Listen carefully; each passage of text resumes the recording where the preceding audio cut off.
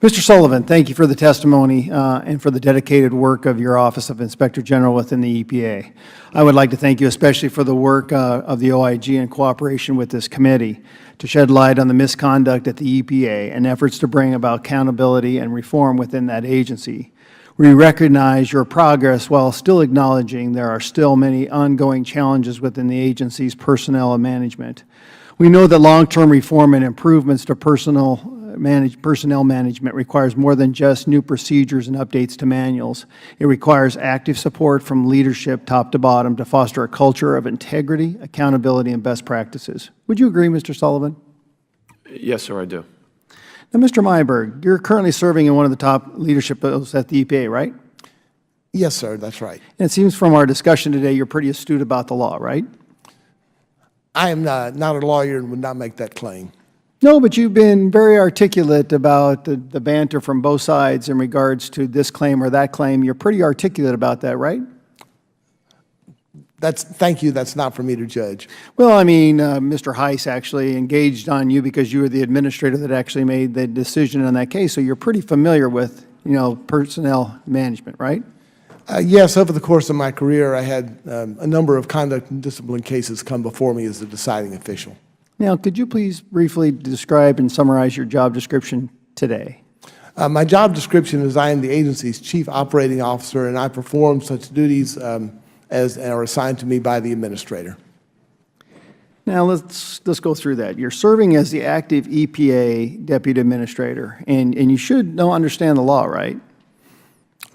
I'm, again, serving in... No, but you should understand the law. I mean, you're predicating this based on understanding the law, and all those underneath you should be following you. So you've also been nominated by the President to serve as the EPA Deputy Administrator.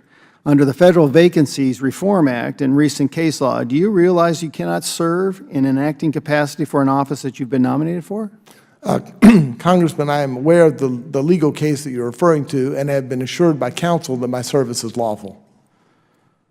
Whoa. Moreover, do you realize that in such a situation your actions have no force or effect under the law? And what I'm actually talking to you about is you're the CEO. You're applying these laws.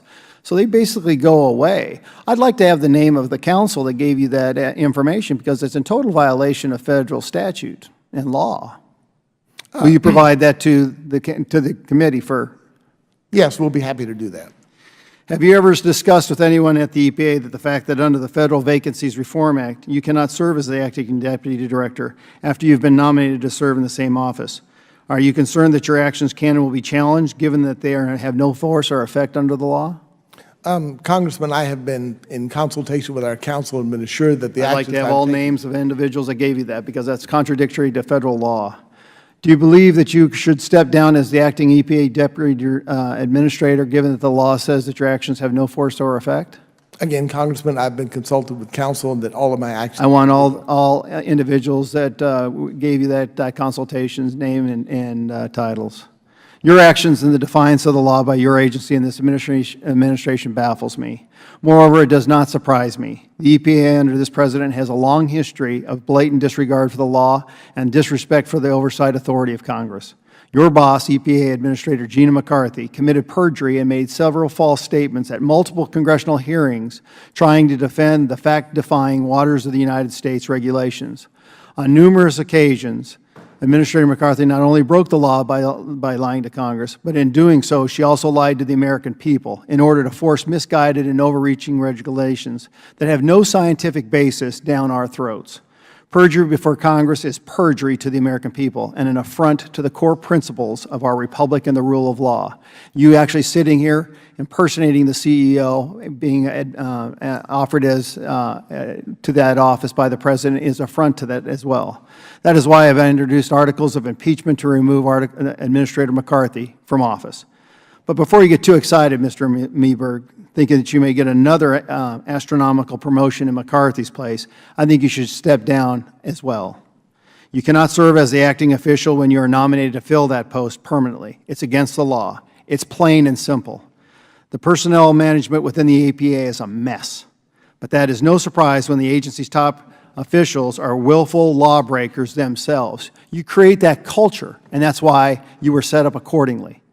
And that's why it's going to be really nice for me, because we have figured a way to make sure that those impeachment proceedings go to the floor and make somebody atone for their actions. It's actually a mess, and it's sad that we have to bring this, particularly when you should know the rules better. And that goes along with the council. So I will expect those names of all those council and their titles immediately to this committee for review.